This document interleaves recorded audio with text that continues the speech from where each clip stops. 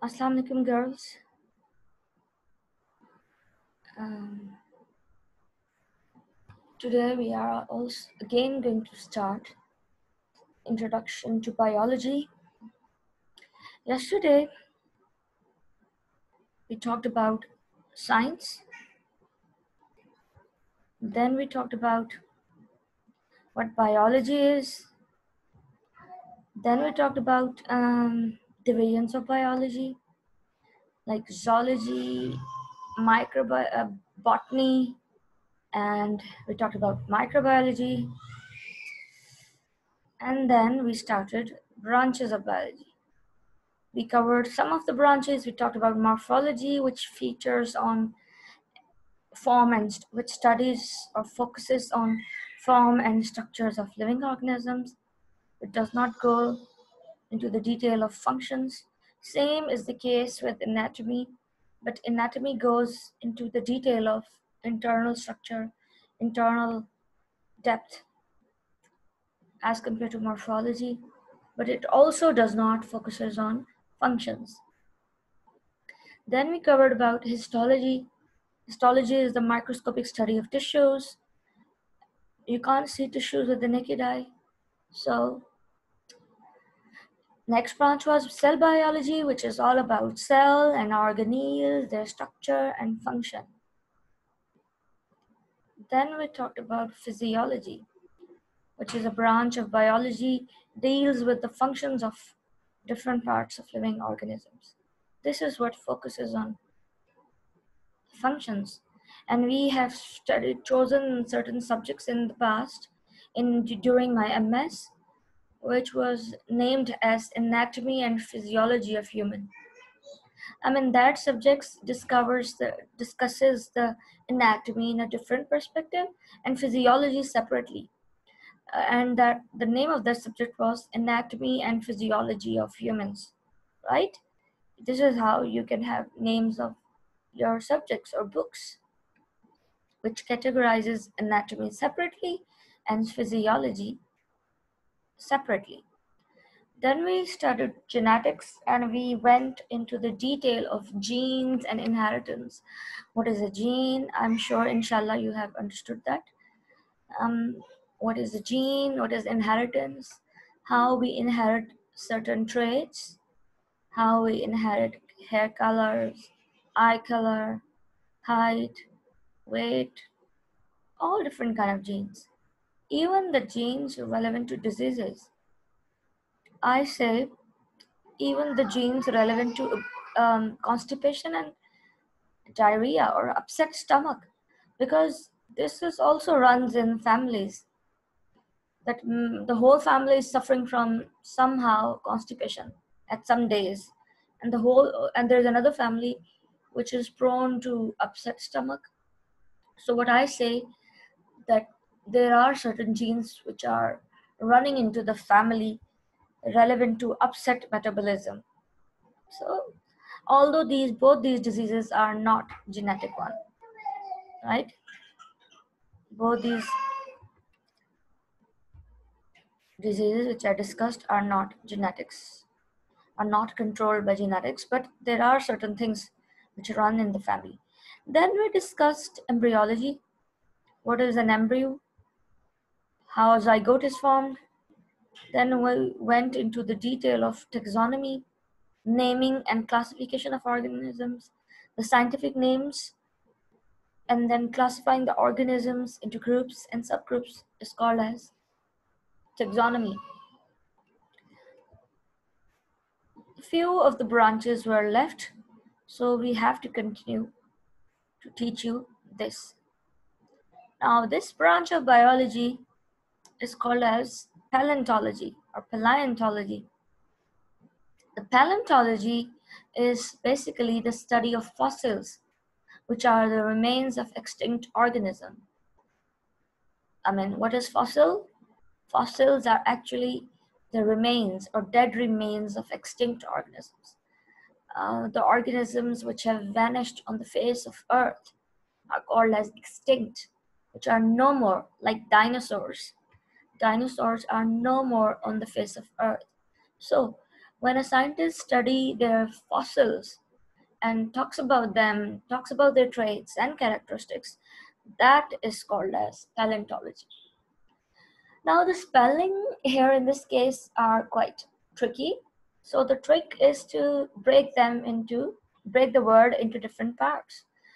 I must tell you, in biology, as it's new to you, the only thing which is difficult is learning spellings and making the diagram.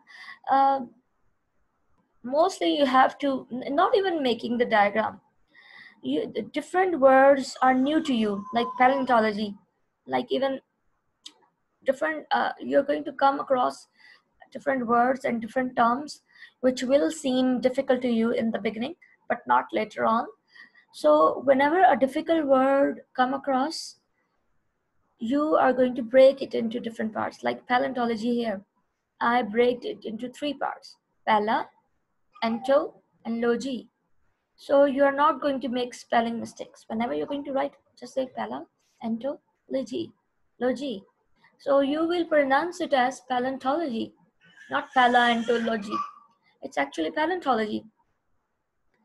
And one of the example I told it to you now is, in case of paleontology, is to study the dead remains of dinosaurs, as they are no longer on the face of Earth. So my kids are awake again and she's crying. Hey, let's keep on teaching, studying. So this is all about paleontology, studying of fossils of extinct organisms. Then there's another branch of biology called as environmental biology. As the name shows, this is a branch of biology which is going to study about environment and the relationship of the organisms with their environment. I repeat, it's a branch of biology which deals with the study of interactions between the organisms and their environment, how that organism is living in that environment. Hamza, how that organism is living in that environment. For example, in this case, the study of elephant in context to its jungle, how the elephant is interacting in the jungle. Hamza, I'm teaching here. How this elephant is interacting in the jungle. I mean, this is why I don't go live, because abhi to early in the morning, 11 baje tak Hamza is full in action. Khair. So elephant is a social animal, you know that. How this social animal interact with other elephants and how they interact with the other animal in the jungle and how they interact with their environment. So this is what is called as environmental biology. We can take an example of even lion and tigers.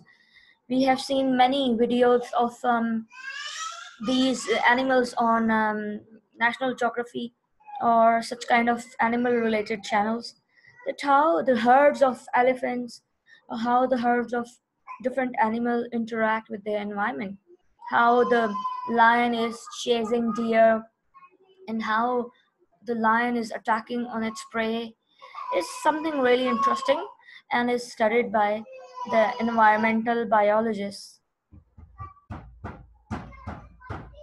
Hamza, let me teach. So let's talk about sociobiology.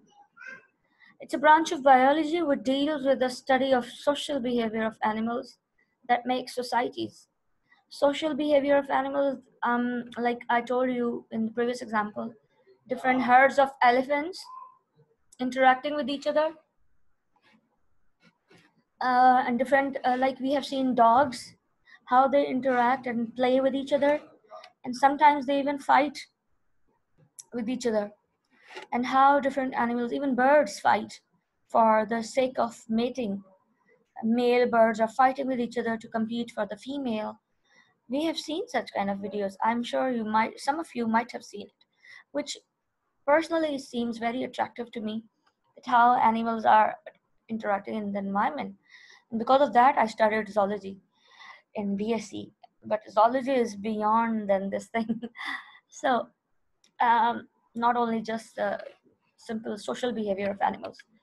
I think I can go. I was interested in sociobiology as well. But I chose the path of biochemistry.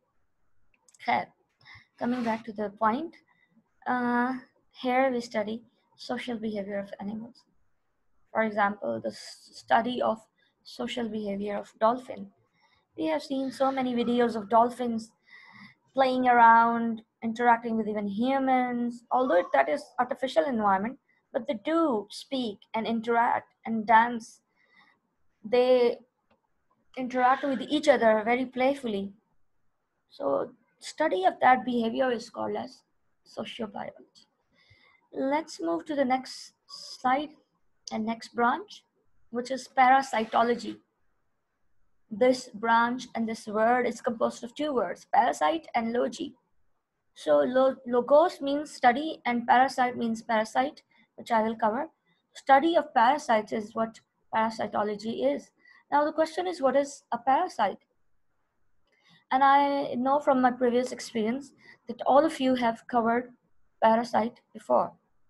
That parasites are those organisms which actually take food and shelter from the other organisms and rather in return harm them.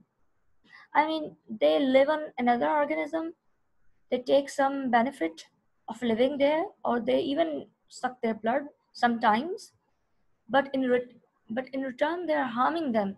They're taking food from the host, they're taking shelter from the host, but in return harm them. For example, leech, study of leech and lice.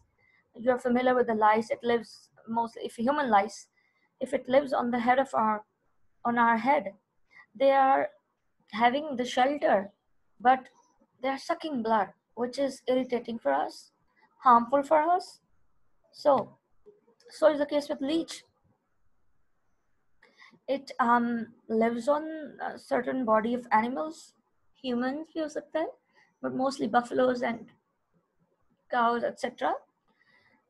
They live on their body, but they keep on sucking their blood, which is harmful for the animal. So when we study about parasites and their relationship with their hosts and how they are harming them, how is their structure, internal organs, then that branch of biology is called as parasitology. Let's move to the another branch called as biotechnology, which is a bit technical to learn, not too much, but kindly focus how will you learn this branch, or how you will, what I am trying to teach here. So it's biotechnology. Here we are mixing two words, bio and technique. Study of techniques applied on living organisms. I mean, if I just focus on the word, I mean, there are going to be certain techniques, we are going to studying them, and we are going to involve living organisms. So if I focus on the proper definition of biotechnology, then it is that it deals with the practical application of living organisms to make substances for the welfare of mankind. I mean, one part says practical application of living organisms. Second part says make substances. Third part says for the welfare of mankind. So I break the definition into three parts. You're also going to break it into three parts to learn it easily. Number one, practical applications of living organisms. There are going to be certain techniques involving living organisms, a certain biological technique to make something or from living organisms. And second is to make substances. something useful is going to be made here. Third is for the welfare of mankind. And that substance, whatever it is going to benefit mankind. It is going to be good for human. Okay?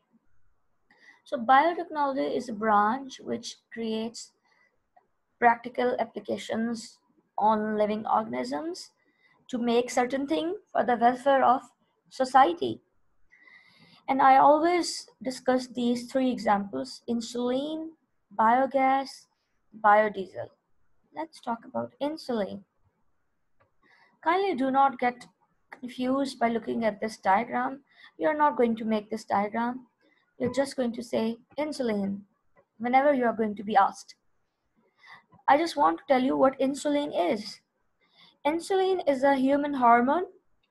You are not familiar with the hormone? Just imagine there is something present in human, and it's used in case of diabetes patients. The patients who suffer from diabetes, हमारी layman में हम कहते हैं जिसको sugar हो गई है तो इंसुलिन के इंजेक्शंस लगते हैं. You might have heard this word. तो वो इंसुलिन के जो इंजेक्शंस हैं वो इंसुलिन कहाँ से आ रही है? In ancient times, or in maybe even in 18th century, 19th century even, insulin was extracted from animals, horses and cows and buffaloes. And it was expensive, right? But later on, after creating this technique, scientists have taken out insulin gene from human cell.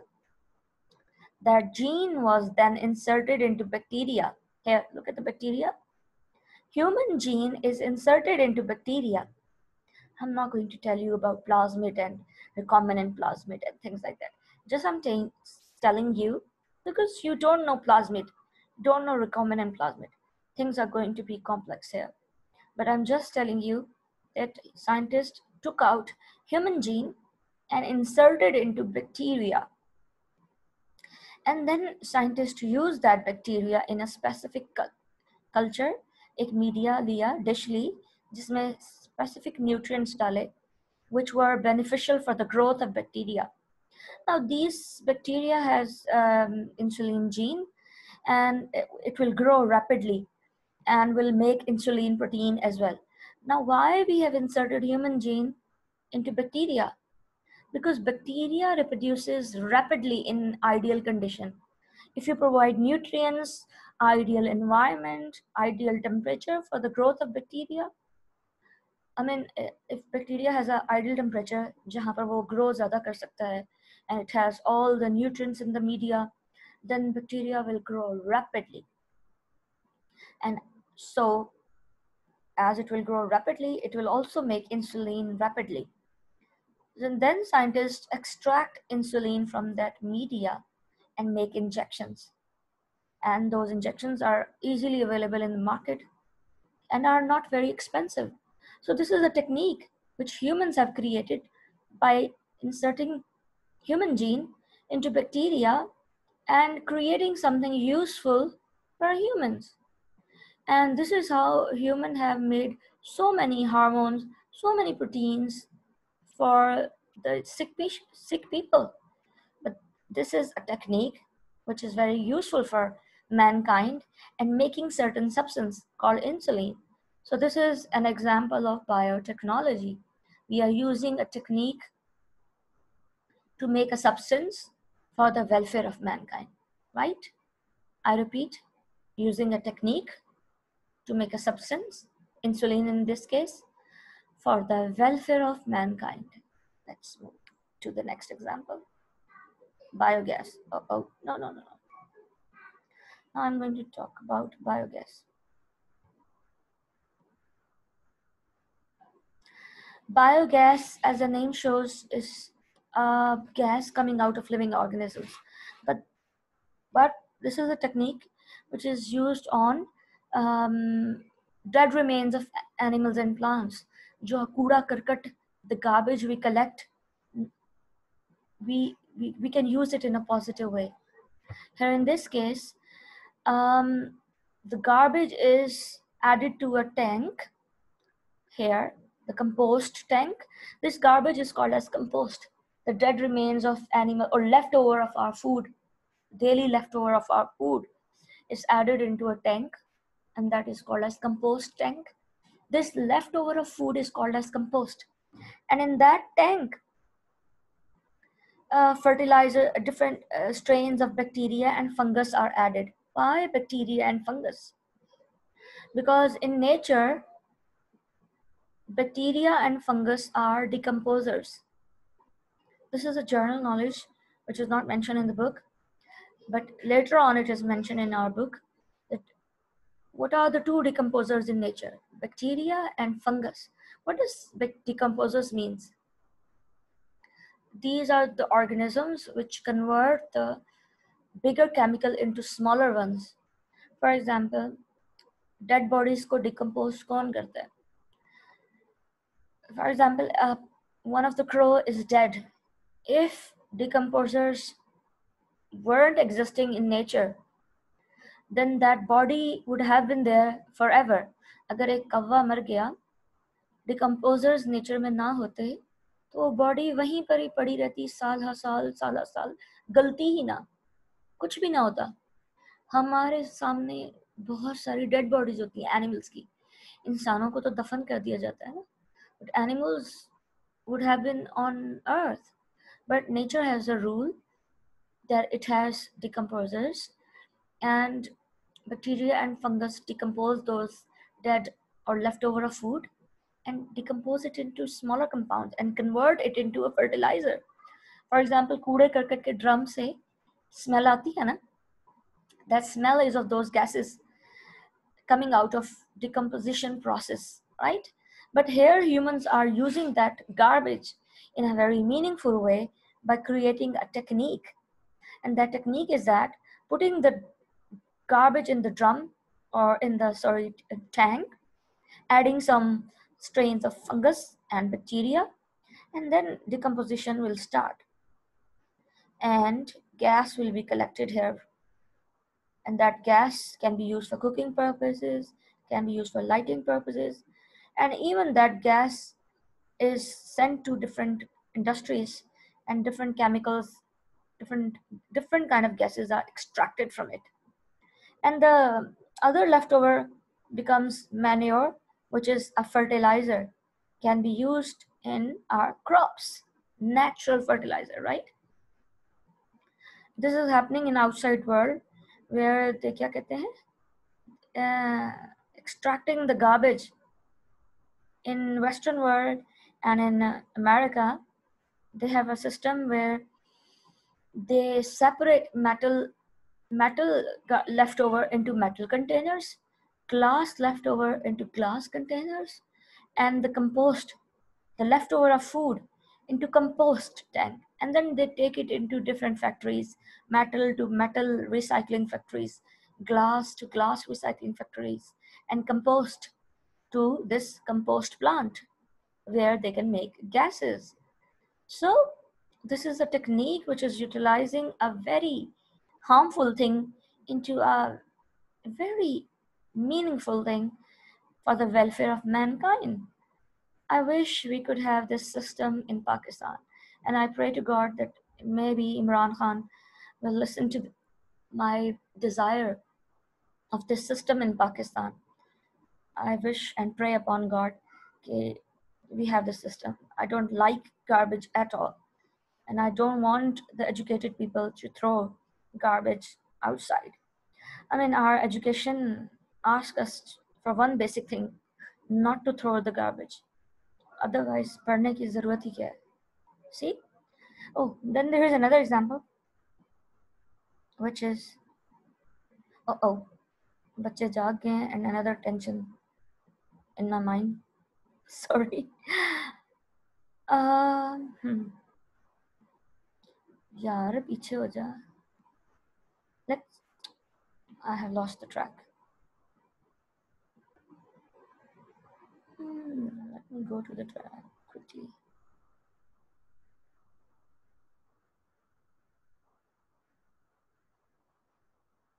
Sorry, girls, but I'm going to tell you about biodiesel. Oops. In this, biodiesel is just like biogas, but the mechanism to create biodiesel is different. Petrol is so expensive, and using gas is also technical because so many people are using gas. Gas can be sent to domestic purposes, and we can create biodiesel. But in that case, there's an open pond where different kind of algae are growing. I mean, in this technique, algae or different plants are growing, which convert the waste water and waste carbon dioxide into oil, into diesel, right? And that, I mean, sunlight is falling on algae. Algae is from kingdom Protista, you're not familiar with, but algae is just like plants. Algae can also make its own food in sunlight. But algae, there are special kind of algae which has oil recovery system. It will make biodiesel out of waste carbon dioxide and waste water, and which is very useful for a human to make something positive from waste material.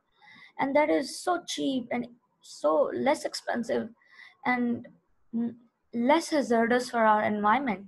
So in this technique, we are using something for the benefit of mankind, and we are in fact using a harmful thing into a meaningful thing. So this is what a biotechnology is, a technique created by human beings. So this is biotechnology, to create certain techniques for the benefit of mankind.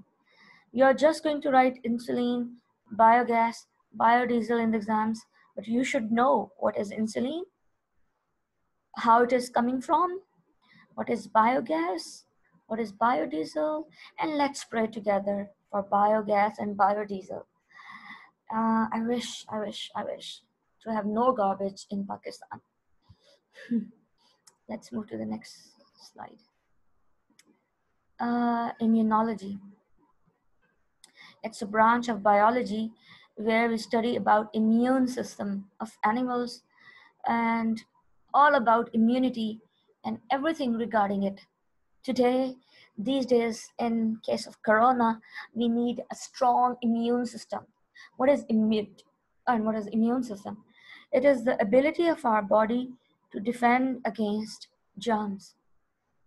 Our body has a protective mechanism to fight against germs. Oh gosh, मैंने वो picture लगाई होती जिसमें bacteria और जिसमें there are certain cells like white blood cells fighting against germs.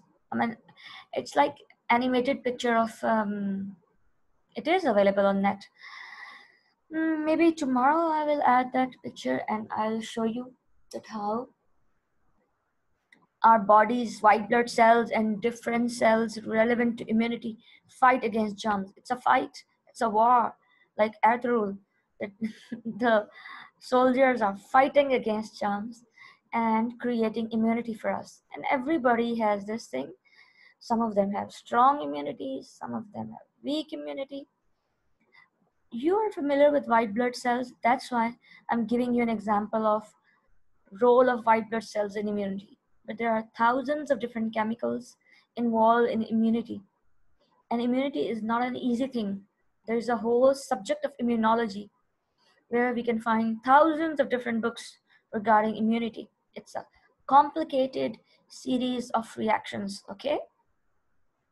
As you know, these days that we can have lemon juice, vitamin C, or we can have ginger extract and different kind of things to boost immunity, because there are certain things naturally available like vitamin C and which is present in lemon and citrus fruits. It boosts immunity. Vitamin D also boosts immunity, but do not take excess of it. You can just go and sit in sunlight to absorb vitamin D. Vitamin C is involved in immunity. Vitamin D is involved in immunity. You should also take milk. You should also take eggs. And this is what a message sent by a doctor. Many years ago, a doctor has asked me to tell your students to take milk, to sit in sunlight, early morning sunlight. जिसमें आप अपने arms और legs को थोड़ा सा naked कर लें and stay in the sunlight for maybe 15 to 20 minutes every day. Even in a week, twice or thrice is also enough. Milk पिएं और क्या कहा था, eggs लें, because these are the sources of vitamins. Fruits लें, so that you have a strong immunity and you can fight against germs. This corona is nothing if your immunity is strong. I have heard so many videos of Dr. Berg, Dr. Eric Berg. You can also listen to that. I love Dr. Eric Berg on YouTube, and Dr. Josh. His videos are amazing. Dr. Josh and Dr. Eric Berg. Well, Dr. Eric Berg is talking about corona too much about these days. And what I felt is that our immunity should be strong to defend against these invading microbes. Invading microbes means the microbes, the germs which are attacking. And those germs can be bacteria, can be virus. Corona is a virus, okay? Some of the viruses are very strong, very smart, like hepatitis C virus, hepatitis B virus, AIDS virus, which is HIV virus.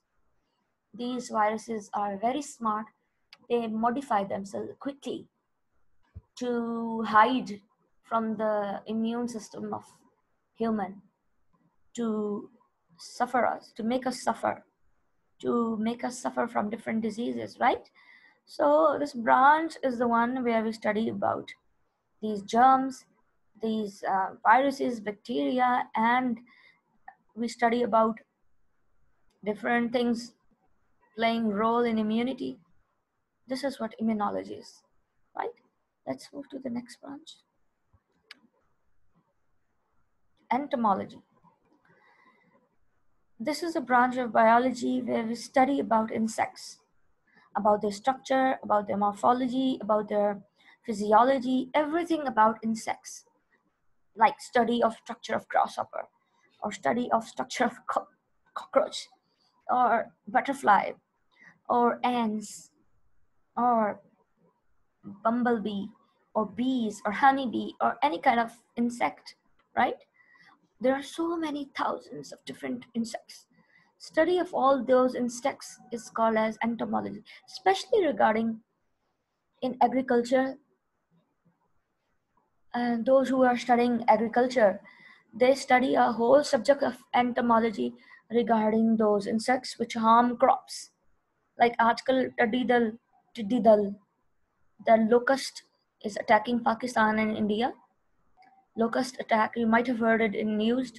Locust is different from grasshopper, and that टिड्डी दल is attacking Pakistan and India. Study of that in detail is entomology, because the study dal is harming our crops, and I'm sure the agriculturalists study about all these insects which harm crops. But apart from that, study of every insect is called as entomology. But I have specifically seen these labs in arid university where people study about agriculture, entomology lab, and this lab and so lab. I haven't studied agriculture. I'm master's in biochemistry, but there was a specific lab in arid university, so they study about all these things over there. Pharmacology. It is the branch of biology which deals with the study of drugs and their effects on the system of human body. Systems is wrong. S यहाँ से हट जाना चाहिए. अच्छा, drugs doesn't mean cocaine or morphine or such kind of drugs. Here I mean is medicine. You know, in English language, the word drug is also used for medicines. So in pharmacology, we study about these medicines, their chemical structure, their bonding, and their effect on human body. How the medicine is going to be dissolved, in how much time it's going to be dissolved in stomach, in how much time it will reach small intestine, in how much time it will be absorbed by the blood. Small intestine से bloodstream में जाएगी. Absorption of nutrients small intestine में होते हैं ना. The drugs are also absorbed from small intestine into the bloodstream, and some of the medicines are required on skin. So pharmacologists also calculate in how much time this drug will reach the skin, because skin is the last part where medicine reaches. So they check it out. They study all these factors, which is called as studying the morphology of the drug, structure, function, pharmacokinetics. Pharmacokinetics is the one which I'm telling you कि कितने time में stomach में पहुंचेगी, कितने time में small intestine में पहुंचेगी, कितने टाइम में ब्लड में जाएगी, कितने टाइम में स्किन पे पहुंचेगी. All these things is studied under the heading of pharmacology. How you will remember the spellings?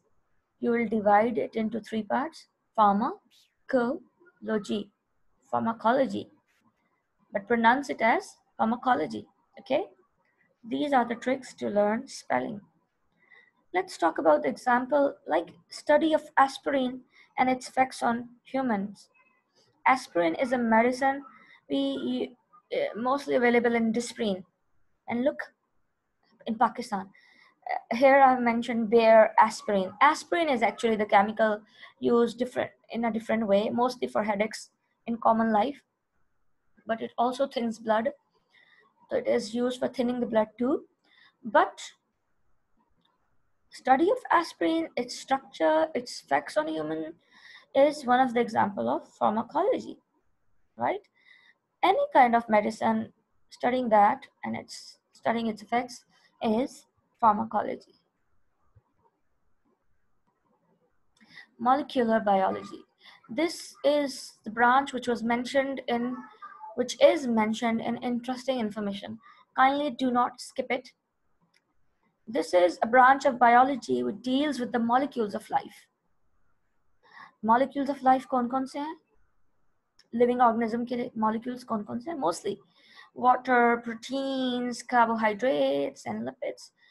You should know that one thing, that protein is not in one form. There are thousands of different proteins. There are thousands of different carbohydrates. There are thousands and different lipids, different fats. I've just shared an animated diagram of these, but it is resembling the morphology of carbohydrates and the structure of lipids. It's kind of a cartoon, but this is how lipids are. This is how sometimes proteins are, a chain of amino acids or amino acids. And this is how a nucleic acid is. Let me tell you nucleic acid in a very brief way. Nucleic acid is found in our DNA and it is also found in ATPs. But abhi itna kafi hai कि nucleic acid makes our chromosomes. ठीक है? तो lipid, protein and carbohydrate से तो हम familiar हैं, water से familiar हैं. Studying these molecules of life and studying their chemistry is called as molecular biology. In our book, bracket में biochemistry भी mention है, but कहीं पे भी detail नहीं है. But let me tell you what biochemistry is.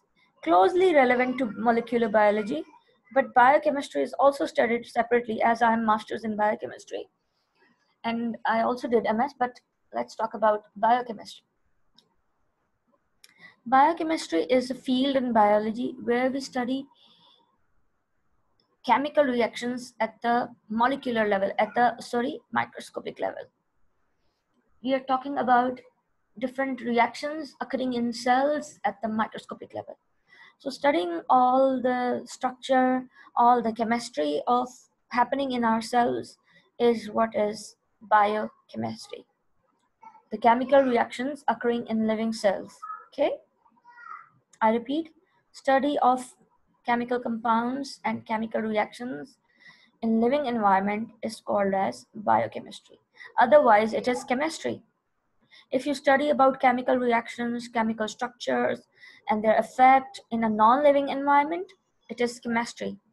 But if you study the structures, chemical reactions, their effects in a living environment, it becomes biochemistry.